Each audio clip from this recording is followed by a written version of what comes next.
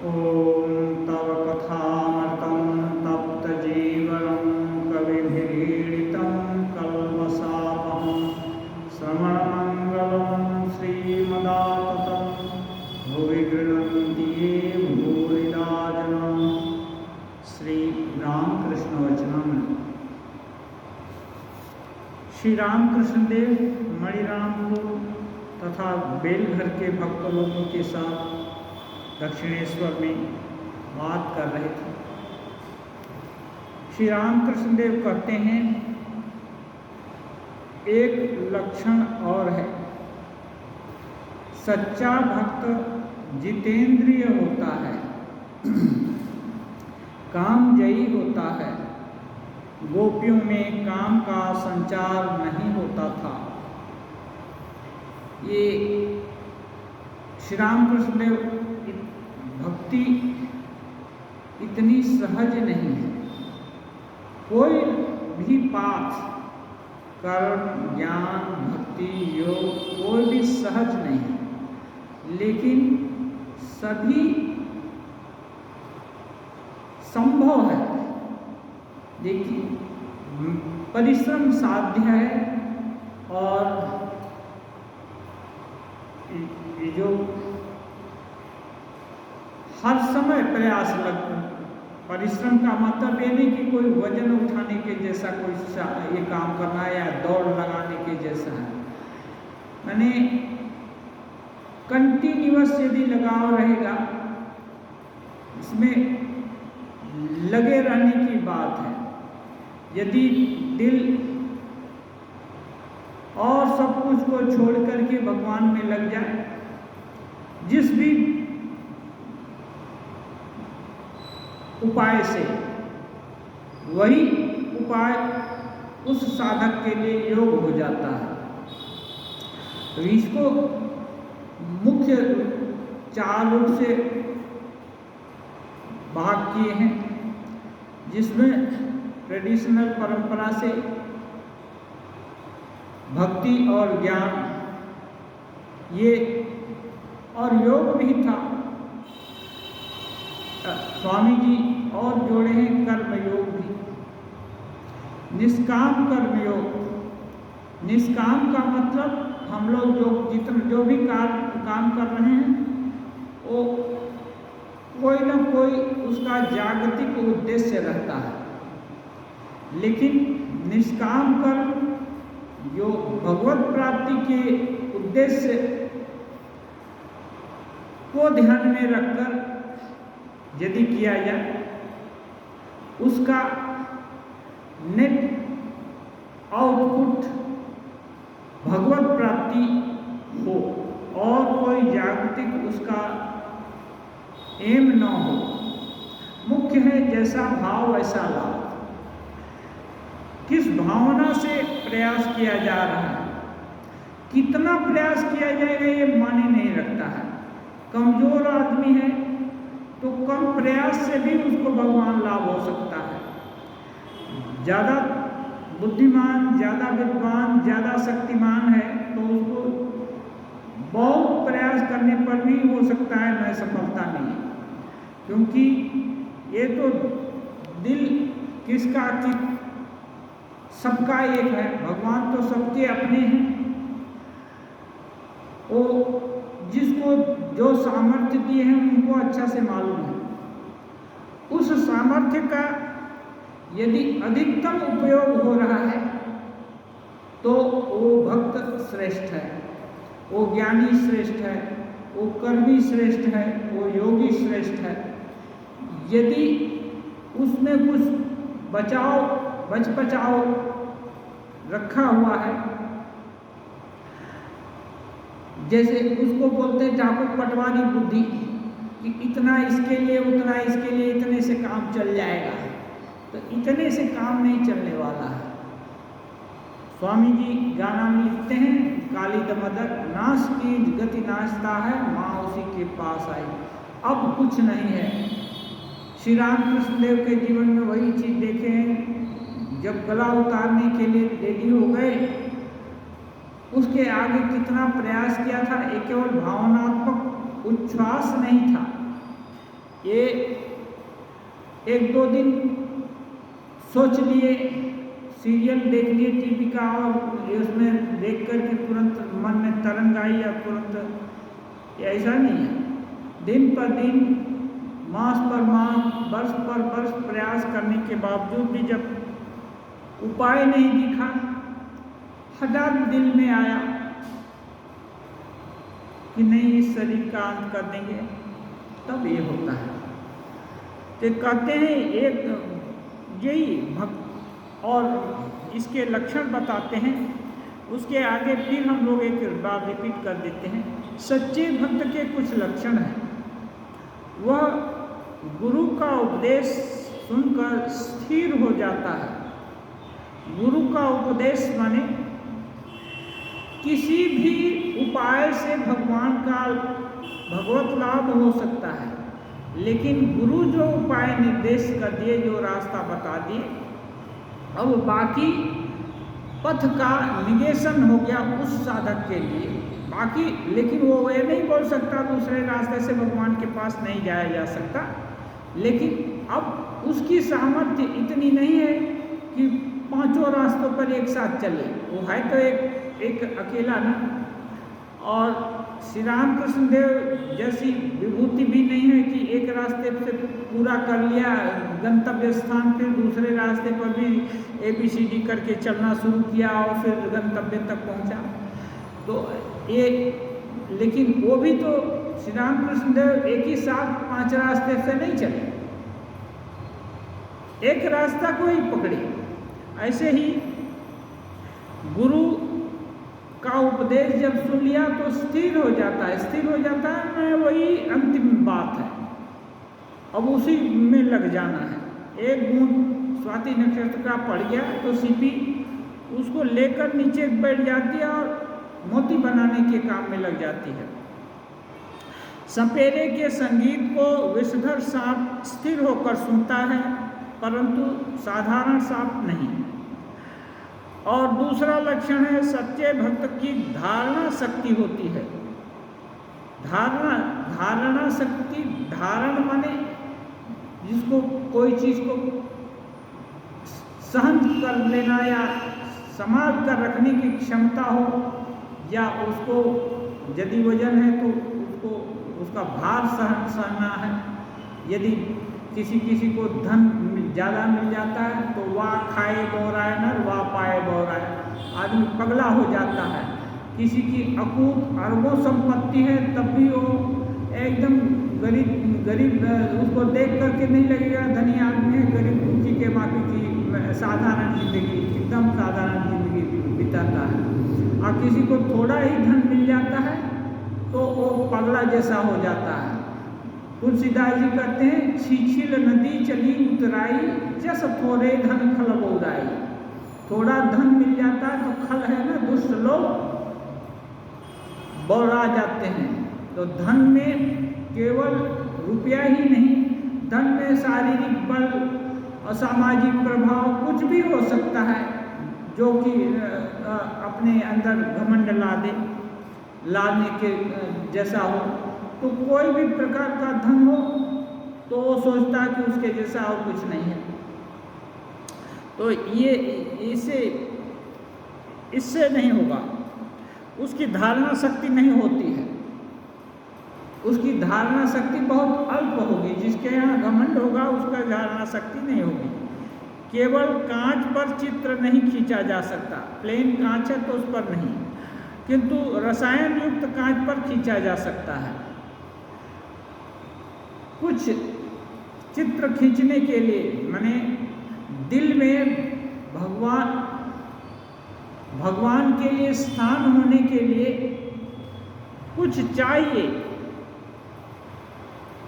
कुछ धारणा शक्ति चाहिए, कुछ पवित्रता चाहिए, कुछ त्याग तपस्या चाहिए, तब केवल भगवान को पाएंगे। चलो मठ मंदिर में चले जाते हैं, वो हो जाए, भगवान किलो के भाव बिकते नहीं हैं कि उनको कहीं से खरीद ले सकता है। ऐसा होता तो धनी लोग सब भगवान को अपनी तिजोरी में ही भर लेते। जैसा कि फोटोग्राफ में होता है, भक्ति है वह रसायन जिसका लेपन कर दिया जाए दिल पर, तो वहाँ भगवान का चित्र अंकित किया जा सकता है, माने भगवान वहाँ विराजमान हो सकते हैं। और ठाकुर कहते हैं और एक लक्षण है वह भक्त जितेंद्रिय होता है। जितेंद्रियता क्या है? इंद्रियों का स्वभाव है बहुत बहिर्मुख। परांचि खानी व्यतिरण स्वयंभूष तस्मात् परान पश्यति नान्तरात्मन कश्चित् धीरः प्रत्यगात्मानमैक्षत आवृत चक्षु अमृतत्वमिच्छन्। कठोपनिषद में है परांचि खानी, स्वयंभू माने ब्रह्मा, वो स्वभावतः इंद्रियों को बहिर्मुख करती हैं। बहिर्मुख माने सांसारिक चीज़ों के प्रति, जो भी चीज़ दिख रहा है ये सब बहिरागत चीज़ है, तो इनके प्रति इसकी सहज समझ या सुगमता से एक इंद्रियां उनकी तरफ प्रभावित हो जाती हैं, झुक जाती हैं, ये सब है। तो इसीलिए आदमी हर समय दौड़ता ही रहता है। ये आकर्षण ब्रह्मा जी के द्वारा ही किया हुआ है। लेकिन कश्चित् धीर, अब धक्का खाकर धीर कैसे होता है? जब बहुत धक्का खाता है, जब चिड़िया वो जहाज पर, यदि समुद्र में जहाज जा रहा है, चिड़िया को होश होता है कि अरे वो तो स्थल से दूर आ गई, तो स्थल को खोजने लगती है, क्योंकि उस पर घास पाला और ये सब नहीं है, और चारों तरफ दौड़ती है, उसको कहीं कुछ नहीं दिखता है, सारा तरफ समुद्र ही दिखाई देता है, तो उसको डर होता है कि अरे अब तो इधर उधर जाने से मरण ही होगा। तब उसको समझ में आता है, तो धैर्य होता है कि नहीं, ये बैठने का धैर्य हो जाता है, मस्तूल पर उसी जहाज पर बैठ जाती है फिर, और इधर उधर भले देखती है लेकिन भागती नहीं है। ऐसे ही जब सुख इंद्रियों के विषय में घूमते घूमते जब आदमी थक जाएगा, या विवेक, कुछ तो विवेक सबको दिया है भगवान, विवेक का उपयोग करके एनालिसिस करके देखेगा कि इसमें ज़्यादा कुछ है नहीं, तब उसका विवेक और तीक्ष्ण होता है। जिस चीज़ को बढ़ाएंगे, जिस चीज़ का अभ्यास करेंगे, वो चीज़ बढ़ती है, एक्सरसाइज करने से बढ़ता है। तो विवेक बढ़ जाने से वो धीर हो जाता है। प्रत्यगात्मानमैक्ष, उसको समझ में होता है कि प्रत्येक आत्मा, जिसके कारण, जिस शक्ति के कारण ये सब इंद्रियां इतनी दूर जाती हैं इससे सुख पाने के लिए, वो चीज़ भला कौन सी हो सकती है? वो स्थिर नहीं रहने हम पाते हैं, दौड़ते ही रहते हैं यहाँ वहाँ। वो कौन सा चीज़ है कि उसको जान लेने से इस सारी दौड़ का रहस्य भेदन हो जाए, रहस्य मालूम हो जाए। तो कश्चित् धीरः प्रत्यगात्मानमैक्षत आवृत चक्षु, अब आंख बंद कर लेता है। चक्षु केवल एक इंद्रिय है, लेकिन चक्षु बोलने से सभी इंद्रियां उसमें आ जाती हैं। सांकेतिक रूप से बोला जाता है, सभी इंद्रियां उसमें आ जाती हैं। तो इंद्रियों को आवृत कर दिया। चक्षु को बंद कर देने का मतलब आँख खुला है तो चक्षु देख रही है, ऐसा नहीं है। और यदि ठाकुर उदाहरण देते हैं, यदि मछली पकड़ने के लिए बंसी लगाया है और गाजा बाजा के साथ बारात जा रही है, फिर भी उसको दिखाई नहीं देता है। क्यों? वो बंसी में दिमाग लगा हुआ है और बाकी चीज दिखता ही नहीं है। इसलिए जहाँ दिल लगा हुआ है वही वही चीज़ वो देखता है और दूसरी चीज़ के लिए आंख बंद हो गई है। ऐसे ही जो कुछ भी बाहर जगत की चीज़ें हैं उनके लिए आवृत चक्षु वो बंद कर लेता है कि ये तो बहुत हो गया, अलम माने ये बहुत हो गया, अब दूसरा कुछ है तो उसको देखेंगे। आवृत चक्षु अमृतत्व मिच्छन, अमृतत्व, क्योंकि ये जो जिसके कारण ये सब जो वैचित्र घटित हो रहा है उस कारण को जान लेने से अमृतत्व की प्राप्ति होती है। तो अमृतत्व की प्राप्ति के लिए वो आवृत चक्षु हो जाएगा, मीन्स इंद्रियां उसकी उपराम हो जाएंगी। अब इंद्रियां उपराम हो जाएंगी, विषयों की तरफ नहीं जाएंगी, तो ऑटोमेटिक स्वभावता वो जितेंद्रिय हो जाएगा।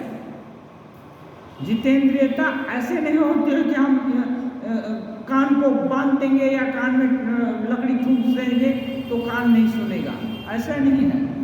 कान खुला ही रखना पड़ेगा, नहीं तो दूसरी बीमारी हो जाएगी। आँख खुला ही रहेगा, सब त्वचा भी सांस लेगी, उसमें पेंट कर देंगे तो मरी जाएगा आदमी। ये सब एक्टिव रहेगा, लेकिन विषयों की तरफ उनका मन नहीं रहेगा। तो वो हो गया और बहुत देख लिया। इसके लिए ही ब्रह्मचर्य, गृहस्थ, वानप्रस्थ, संन्यास एक परंपरा थी, जिससे हर चीज का अनुभव हो जाए और उससे उपराम होकर के धन का भोग कर ले, काम संतान सुख का भोग कर ले, सब कुछ समाज में ऐश्वर्य प्रभुता ये सब का ये कर ले। अब लेकिन ये नित्य नहीं है, इसको छोड़कर जाना ही पड़ेगा, इसलिए अब इससे उपराम हो जाए। ऋषि लोग, बड़े बड़े राजा राजर्षि हुए, सब चौथे वन में रहते थे और वन में उनका नाती पोता जाकर उनको खाना नहीं पहुंचाते थे, कोई नहीं, नौकर चाकर नहीं, कोई उनके लिए बंदोबस्त नहीं, कोई फिक्स डिपॉजिट नहीं, सब कुछ छोड़ करके भगवान भरोसे जाकर जो कुछ भी मिले, फल फूल पत्ता जो कुछ भी मिला, आग लग गई तो दावानल में झुलस भी गए, खत्म हो गए, कोई सिक्योरिटी नहीं। जबकि चक्रवर्ती सम्राट थे, चक्रवर्ती सम्राट थे और उनको एक्सपेल भी किया नहीं कि घर से निकाल दिया, जैसा कि कुछ शासकों द्वारा अपने पिता को ही बंदी बना लिया गया, निकाल दिया या ये कर दिया, ऐसा कुछ नहीं। वे स्वेच्छा से सब कुछ छोड़ करके वन को प्रस्थान करते थे। तो क्यों?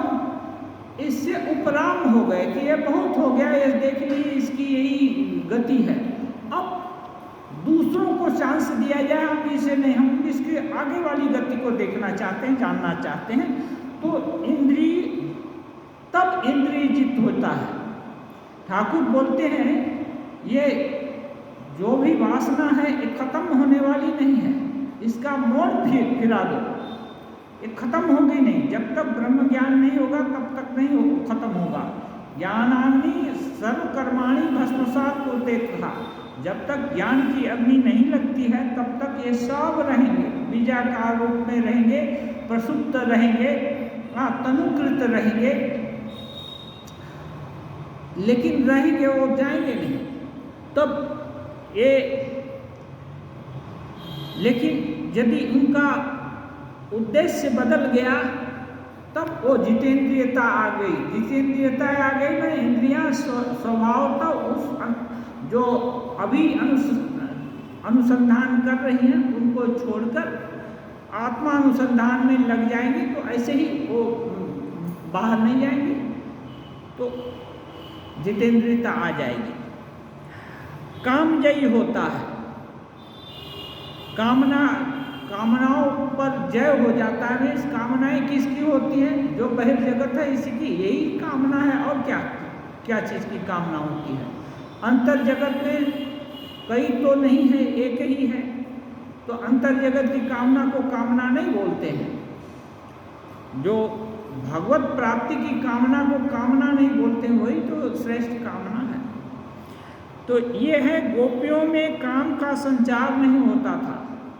काम का संचार माने ये विषय सुख काल जो जिसमें बचपन से मृत्यु तक आम आदमी पड़े रहते हैं, वो गोपियों की लालसा नहीं थी। वो भगवत प्रेम का रसास्वादन करना चाहती थी। श्री रामकृष्ण देव बोले हैं कि कुछ लोग रामावतार में, कुछ ऋषि लोग, और उनकी इच्छा हुई कि अभी तो शांत भाव का अवलंबन किए हैं, अभी इस समय तो हम राम जी का आलिंगन भी नहीं कर सकते, उनके साथ प्रेम से रह नहीं सकते, नहीं कर सकते। तो उन लोग की इच्छा हुई कि हम उनके साथ उनका प्रेमिक बनकर रहेंगे। तब वो लोग गोपी बन करके, ग्वाल बाल बनकर, ये बन करके कृष्ण के साथ खेले कूदे रहे, हंसे गाए, लेकिन कोई विषय संपर्क नहीं था। केवल एक ही इच्छा थी, भगवान का सानिध्य, उनकी खुशी, उनका प्रेम। इसके लिए, इसलिए श्री कृष्ण जब मथुरा में अक्रूर ले गए तो गोपी रोई अवश्य, लेकिन गले में डोरी नहीं लगा दिया। रोते रोते श्री कृष्ण का ध्यान यहाँ नहीं तो कहीं तो है, कहीं तो है। हाँ, इसलिए वो लोग, ऐसा नहीं है। साधारण आदमी का क्या होता है, धन लूट जाता है तो हार्ट अटैक कर गया, मर गए। वो लोग ये नहीं, वो ज्ञानी थी। उनको अक्रूर जी क्या उपदेश देंगे, वो खुद ही जानती थी, लेकिन जानकर भी प्रेम का रस चखने के लिए गोपी के रूप में हुई थी, इसलिए उस भाव का अवलंबन किया, इसलिए जितेंद्रिय थी। तुम लोग गृहस्थी में हो, रहो ना। इतने साधन भजन में और भी इससे साधन भजन में और भी सुविधा है। मानो किले से युद्ध करना, बहुत तरह की सुविधा है गृहस्थ जीवन में। खाना पीना ऐसे जुट जाएगा, अपने घर में रहेंगे, स्वभाव से ही जहाँ भगवान व्यवस्था कर दिए, जन्म हुआ, कर्म हुआ, एक तरह से स्वतः मिला है। जैसे जन्म से ही कोई गरीब के घर में पैदा हो गया, कोई अंबानी या धनी लोगों के घर में पैदा हो गया, तो अब वो स्वतः उस का उत्तराधिकारी हो गया। ऐसे ही जो भी स्टेशन गृहस्थ लोग पाए हैं, वो स्वतः उनको मिला है। अब उसको छोड़कर दूसरे स्टेशन में जाने से क्या होगा, क्या नहीं होगा, बहुत तरह की आशंका, शंका और अपद विपद भी रहेगा। इसको तो शुरू से ही झेलते आए हैं, इसलिए वो सब झंझट नहीं रहेगा। तो कहते हैं मानो किले से युद्ध करना। युद्ध किससे करना है? वही अपने से ही युद्ध करना है। साधक का युद्ध और दूसरे से नहीं होगा, ढाल तलवार लेकर दूसरे का गर्दन नहीं काटना पड़ता है। अपने से ही होता है कि हमने जो भी सुख भोग कर लिए, एक भोग सारा जिंदगी नहीं रहेगा, और जिंदगी भी बहुत थोड़ी है, इसको छोड़कर जाना ही पड़ेगा। तो जब जाना ही पड़ेगा तो अभी से संकल्प करके इसका त्याग क्यों नहीं किया जाए, क्यों नहीं इससे मन दूर हो जाए। इतना ऐसा मन को मनाते मनाते वो सब चीज और अच्छी नहीं लगने लगती है।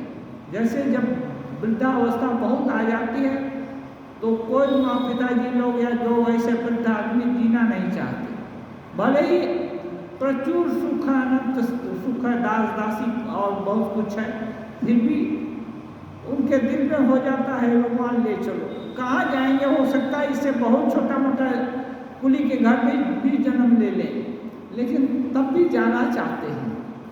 उनको नहीं मालूम कि कहाँ कुली के घर में जाएंगे या और जानवर के घर में पैदा होंगे, लेकिन जाना चाहते हैं। इससे तृप्ति हो गई। और नहीं अच्छा लगता। तो ऐसे ही मन को मनाना पड़ता है विभिन्न तरीके से। अपना मन मना लिए तो वो जो मन पर जिसने जय पा लिया वो सब पर जय पा लिया। हाँ, जितम ही ये न मनो ही ये न, जो मन को जीत लिया वो सारा जगत को मानो जीत लिया। जगत क्या है? जब आपसे किसी से हमको कुछ नहीं चाहिए तो हम बादशाही है। एक शेर है, चाह गई चिंता गई मनुआ बेपरवाह, जिसको कुछ नहीं चाहिए सोई शहंशाह। जिसको कुछ नहीं चाहिए वो बादशाह है। क्या फर्क पड़ता है? जो किसी से कुछ नहीं चाहिए एकदम शहंशाह है। ये शहंशाही है। ये नहीं कि भिखारी को तो रोटी देता है और मंदिर में जाकर के या मस्जिद में जाकर के धन दौलत अमुक तमुक सब कुछ मांगता है। वो तो एक तरफ छोटा भिखारी बड़ा भिखारी, शहंशाह में कुछ नहीं चिंता है। हाँ, किसी का गम नहीं, कोई किसी का फिक्र नहीं, कुछ नहीं, जीने का भी फिक्र नहीं है, मरने का भी फिक्र नहीं है। तब तो इसको तो बादशाही कहते हैं।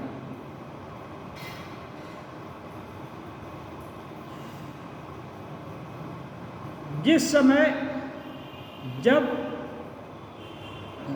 वो जिस समय 100 साधन करते हैं उस समय बीच बीच में 100 मुंह खोलकर डराता है। 100 साधना के समय मुंह डराता है 100।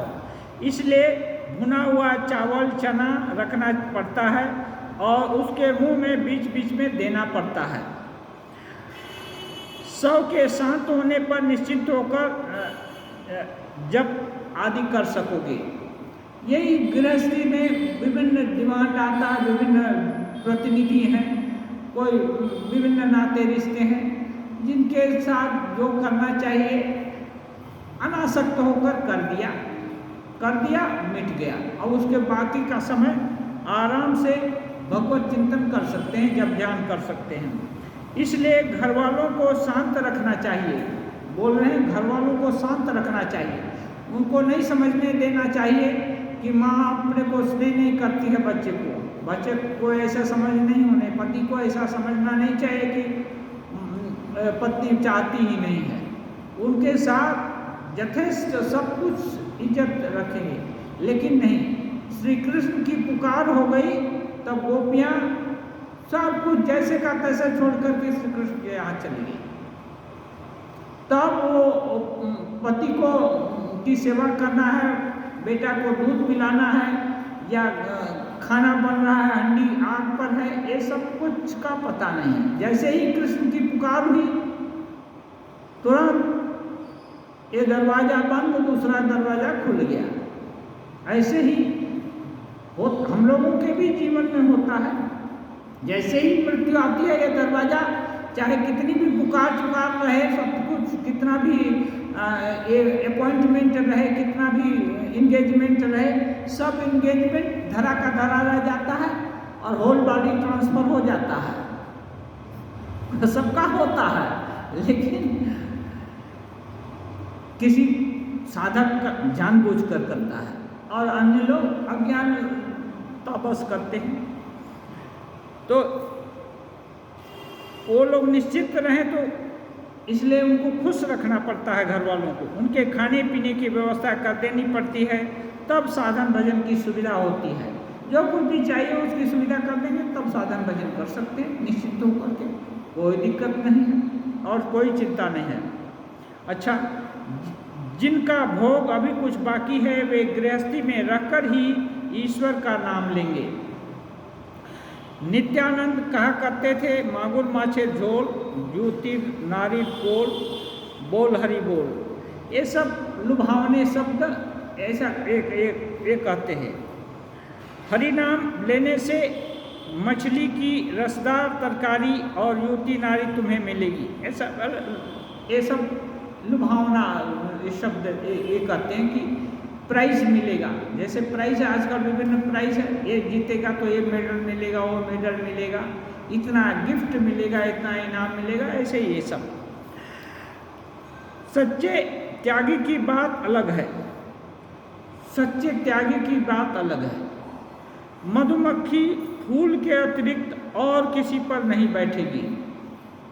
सच्चा त्यागी किसको कहते हैं?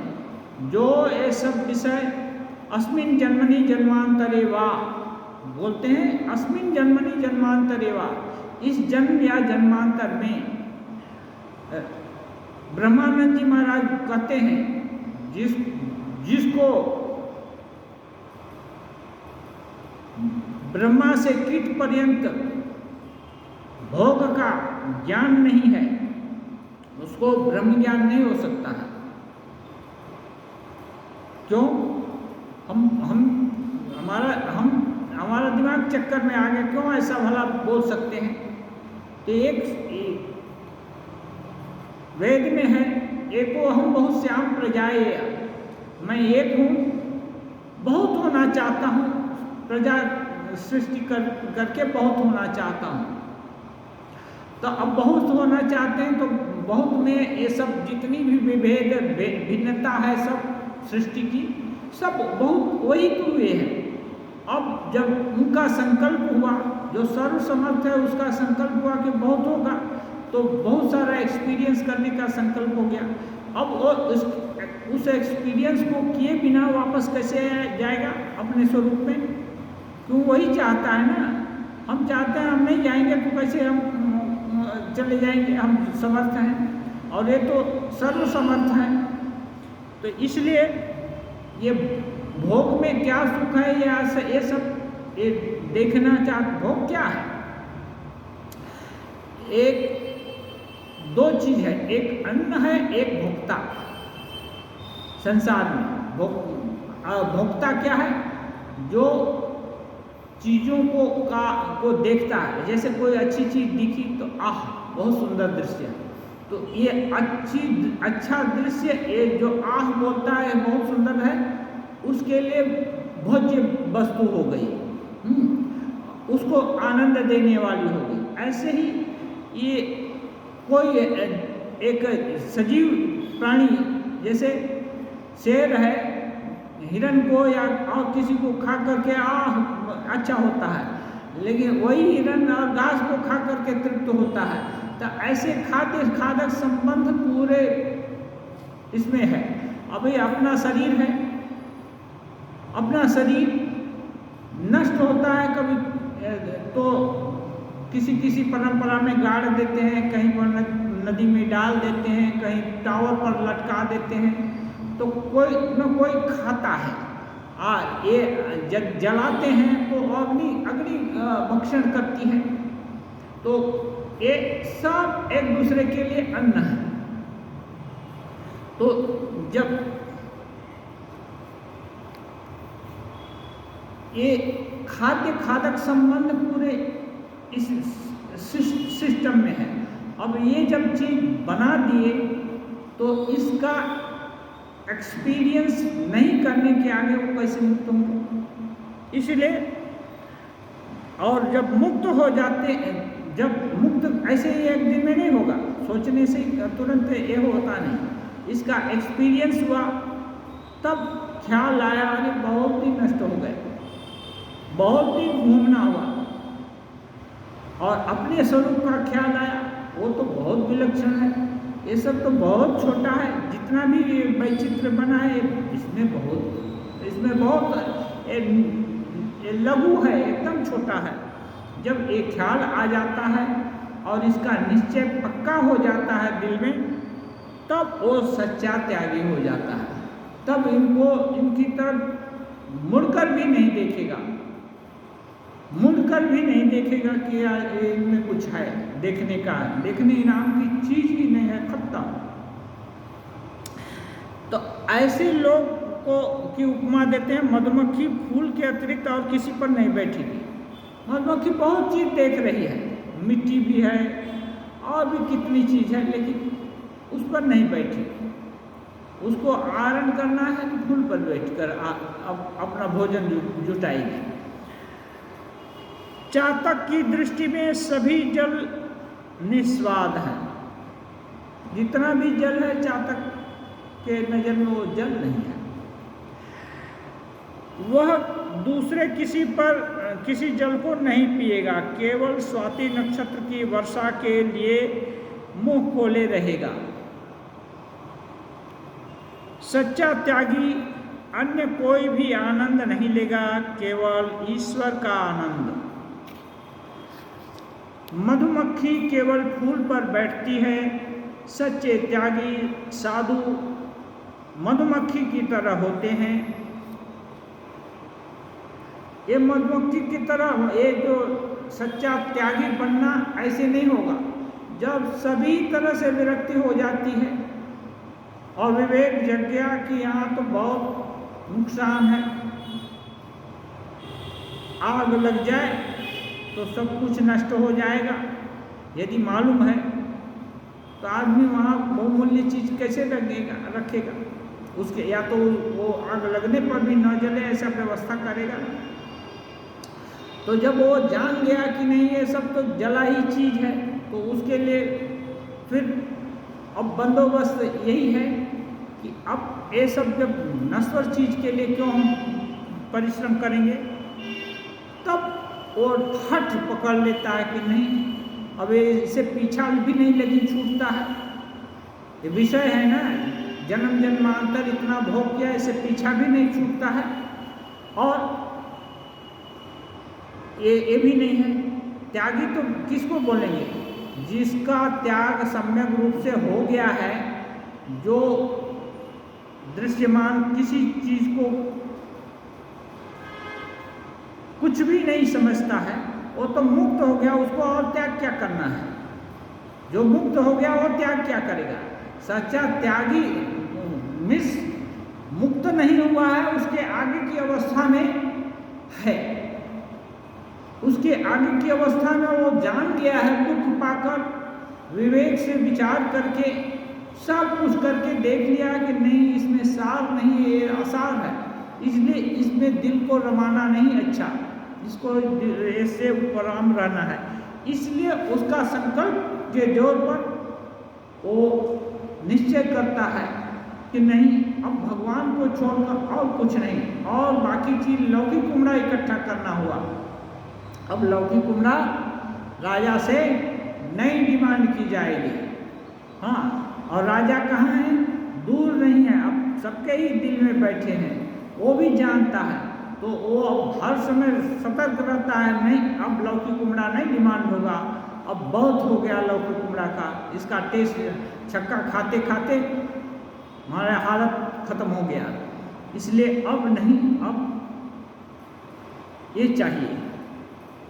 इसके भीतर का जो प्रत्येक आत्मा है उसका साक्षात्कार चाहिए। और कहते हैं गृही भक्त मानो साधारण मक्खियां हैं, मिठाई पर भी बैठती हैं और फिर सड़े घाव पर भी। कह रहे हैं गृही भक्त कौन है? जिनको कि घर अपना है, ये सब संसार अपने हैं, फिर भी थोड़ा सा होश हुआ है कि नहीं, और दूसरा भी बात है। कितने साधु महात्मा संत महात्मा ये कहते हैं, हाँ देवी देवता भी हैं, ये भी हैं, उनको भी देखना है, इनको भी देखना है, दोनों को जो बचा कर रखा है, ऐसे लोग गृही भक्त हैं। दोनों चाहिए, लेकिन घर में रहते या कहीं भी रहते, जिसको पूरा वैराग्य हो गया है, दिल में जान लिया है, मन में ठान लिया है कि अब और नहीं चाहिए, बरौ तो शंभु न तो रहूं कुमारी, जब कुमार ठान लिया कि नहीं, यदि शादी नाम की कोई चीज है वो होगी तो शिव जी के साथ नारायण या और कोई भी श्रेष्ठ लोग आ जाए, उसकी तरफ मुड़कर भी नहीं देखना है, नहीं सोचना है। जब ऐसा संकल्प हो जाए तब वो त्यागी हो जाता है, चाहे जहाँ भी रहे। यही वह जहाँ भी रहे, यदहरेव विरजेत तदहरेव प्रवृजे, कहते हैं जैसे ही विराग हुआ वैसे ही छोड़ देना चाहिए। क्या चीज़ छोड़ देना चाहिए? घर निर्गच्छति जगत जाला पिंजरा देव केसरी, अपना घर से निकल जाता है। तो आजकल घर से निकल कर कहाँ जाएंगे? आजकल कोई ऐसा जगह नहीं है, जंगल में जाएंगे तो टेररिस्ट पकड़ लेंगे या टेररिस्ट समझे जाकर पुलिस पकड़ लेगी, सताए जाएंगे, सब कुछ होगा। इसलिए अपना घर छोड़कर मठ मंदिर में आ गए। अब मठ मंदिर भी अनुकूल रहेगा कि प्रतिकूल रहेगा, क्या होगा? तो जरूरत नहीं है। यदि बोध हो गया कि नहीं, वैराग्य हो गया, तो अब ये अपना घर भी पराये का घर मानो हो गया, किसी तरह दिन कटाने के लिए हो गया। अब इसमें पराये के जैसा जो समय है वो बिताएंगे और इसमें कोई आसक्ति नहीं होगी। जो दायित्व होगा अनासक्त होकर पूरा करेंगे, इसमें कोई आसक्ति नहीं होगी, तब तो उसको गृह त्यागी बोल सकते हैं। वही अंतर का त्याग ही असल है। नहीं तो आजकल आगे के पिछले समय में जंगल भी बहुत होते थे, आदमी इतने हिंसक नहीं थे। यदि कोई धन संपत्ति ऐसा कुछ नहीं होगा तो लुटेरे भी नहीं पूछते थे। आजकल बहुत मुश्किल है, आजकल हर पद पर मुश्किल है, कहाँ कौन जाएगा? और मठ मंदिर में भी ये अच्छे लोग होंगे कोई ज़रूरी नहीं है। हो सकता है स्वांग करके भी कुछ लोग प्रतिष्ठान बना लिए हों और कितने कितने तरह का धंधा करते हैं, तो किसके कपाल में कौन सा जुटेगा ये बोलना मुश्किल है। लेकिन घर में यदि वैराग्य हो जाता है, घर अपना नहीं बोध होता है, भगवान का घर हो जाता है, तो ये वहीं पर वो त्यागी हो सकता है।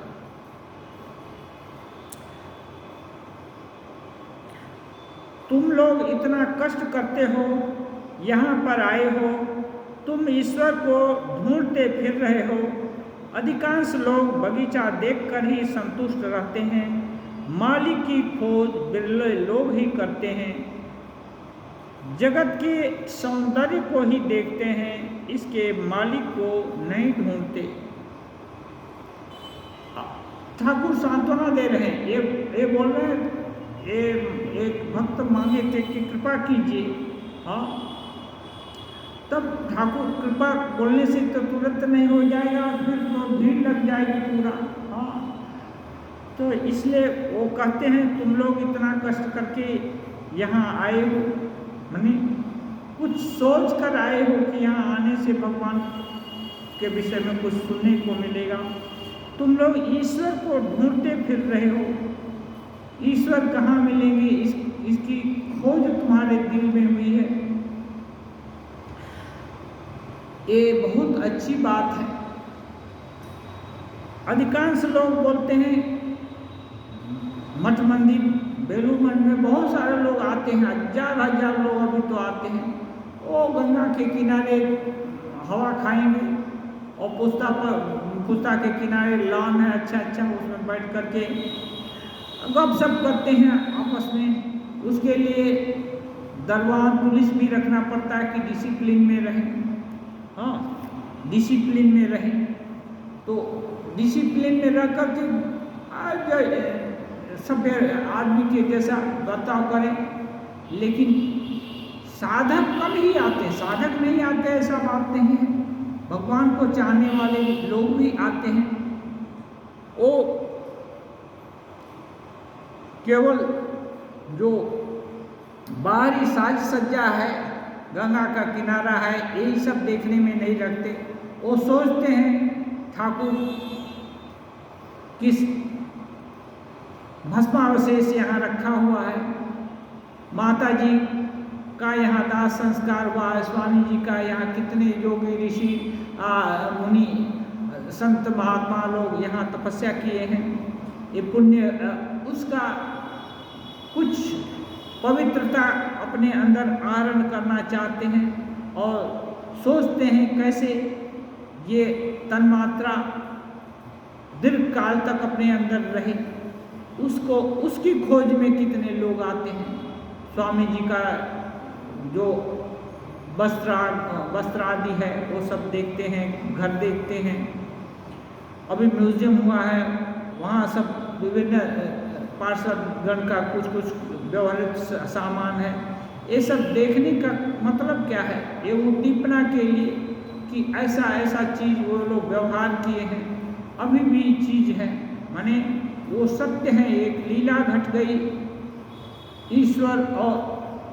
ईश्वरीय लीला घट गई, जिसमें बहुत सारा पात्र रहे। उन पात्रों का कुछ रेमिनिसेंस अभी भी पड़ा हुआ है। हाँ, उसमें कैसे अपना स्थान भी हो जाए, हम भी कैसे युक्त हो जाए, जिससे हमारी भी नौका आगे बढ़ जाए। तो ऐसे भी साधक आते हैं, ऐसा नहीं है, लेकिन ज़्यादा लोग घूमने फिरने के लिए आते हैं। और कह रहे हैं, त्रैलंग स्वामी ने कहा था, विचार करते समय ही अनेकता तथा विभिन्नता का बोध होता है। समाधि के बाद अंत में 21 दिन में मृत्यु हो जाती है। कहते हैं विचार करने के समय अनेकता और विभिन्नता का बोध होता है। विचार क्या है, ये क्या है, वो क्या है, तब दो चीज जब देखते हैं तो अनेक हो गया। और जब दो का विचार करते करते दो नहीं रह गया, एक हो गया, दो कहीं नहीं है, एक हो गया, तब समाधि लग जाती है। और यदि सच्ची समाधि हुई, समाधि भी कितने तरह से होती है। हाँ, तो जब निर्विकल्प समाधि हुई तो 21 दिन में शरीर छूट जाता है। स्वरूप की उपलब्धि हो गई तो ज़्यादा दिन तक नहीं रहेगा। शरीर एक यंत्र मात्र है, किसी काम के लिए मिला हुआ है। औजार जब तक खाना बनाना है तब तक ही करछी बटलैया सब होता है। खाना पक गया, ये हो गया तो गले में बांध कर उसको कौन घूमता फिरता है? वो कोई गले में बांध कर घूमता नहीं है। क्यों? उसका काम पूरा हो गया, धो धा करके रख दिया, फिर जरूरत होगी तो फिर ये करेगा। ऐसे ही ये शरीर जब इसका काम पूरा हो गया तब इसको धोते कौन फिरेगा? फिर जीर्ण वस्त्र के समान वासांसी जीर्णानि यथा विहाय, जीर्ण वस्त्र के समान इसको छोड़ देने में कोई माने तकलीफ या लॉस की बात नहीं होगी कि अपना कुछ नुकसान हो रहा है। परंतु कुंडलिनी न जागने पर चैतन्य प्राप्त नहीं होता। कैसे भी करके कुंडलिनी शक्ति जो है, ईश्वरीय शक्ति सर्पाकार आकृति में, वो यदि भक्ति के द्वारा हो, ज्ञान के द्वारा हो, योग के द्वारा हो, कर्म के द्वारा हो, जब विशुद्ध चित्त हो जाता है तभी उसमें ईश्वर के दर्शन होते हैं।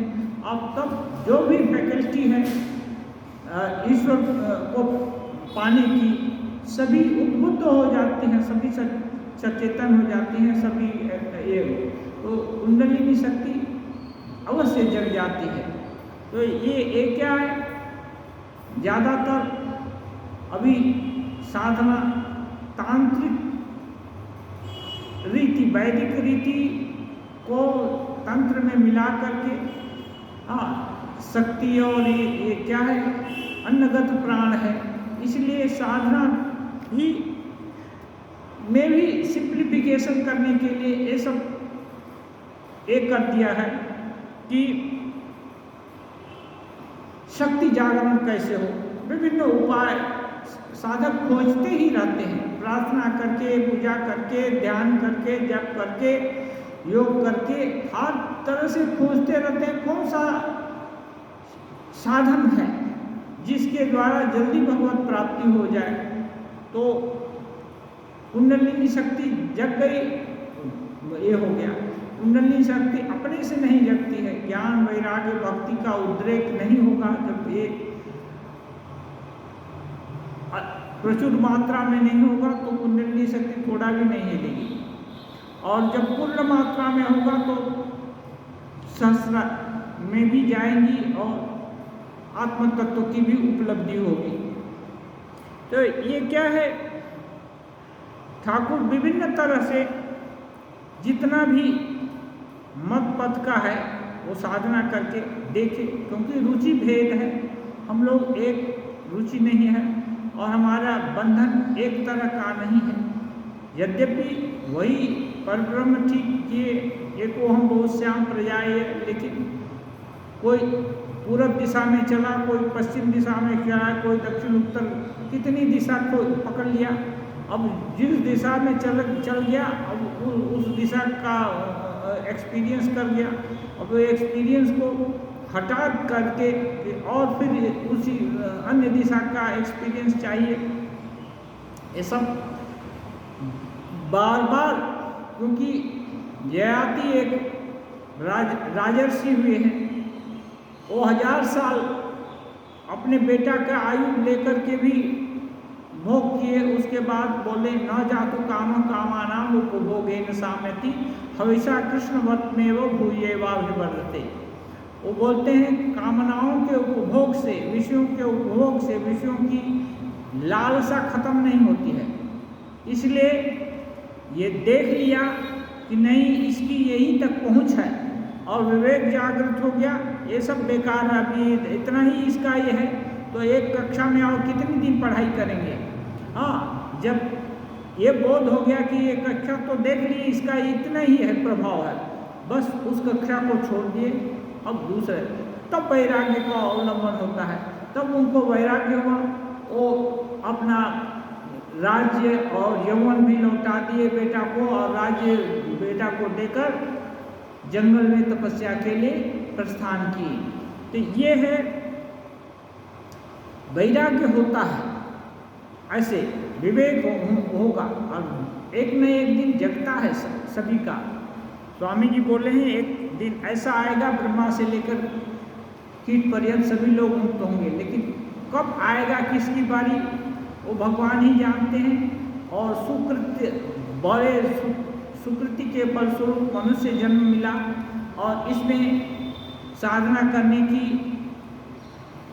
अनुकूलता है। फिर ऐसा यदि अवसर मिला तो इसका उपयोग करके, और श्री रामकृष्ण स्वामी जी, माँ शारदा, ऐसे लोग, ये लोग प्रैक्टिकल इसका सब खुटीनाटी, इसका छोटा छोटा चीज़ इसकी व्याख्या किए हैं और अपने जीवन में इसका सुख दुख देख करके एक निष्कर्ष निकाले हैं और उसको बता भी दिए हैं।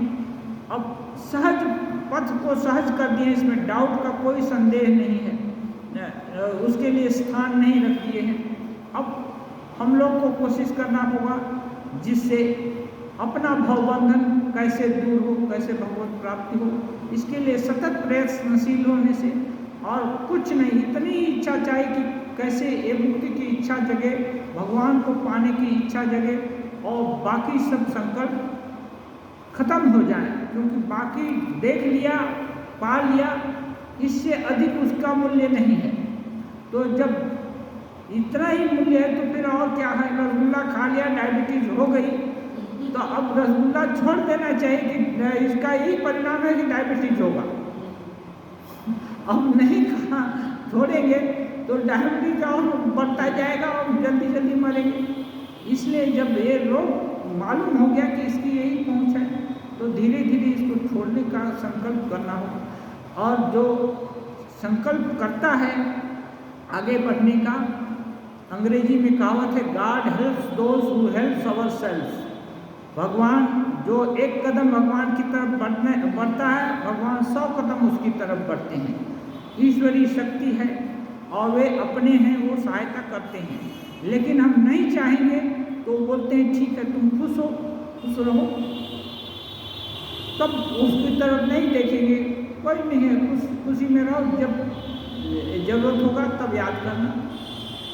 ओम निरंजनम नित्यम अनंत रूपम भक्तानुकंपाधृत विग्रहम वै ईशावतारं परमेश्वरं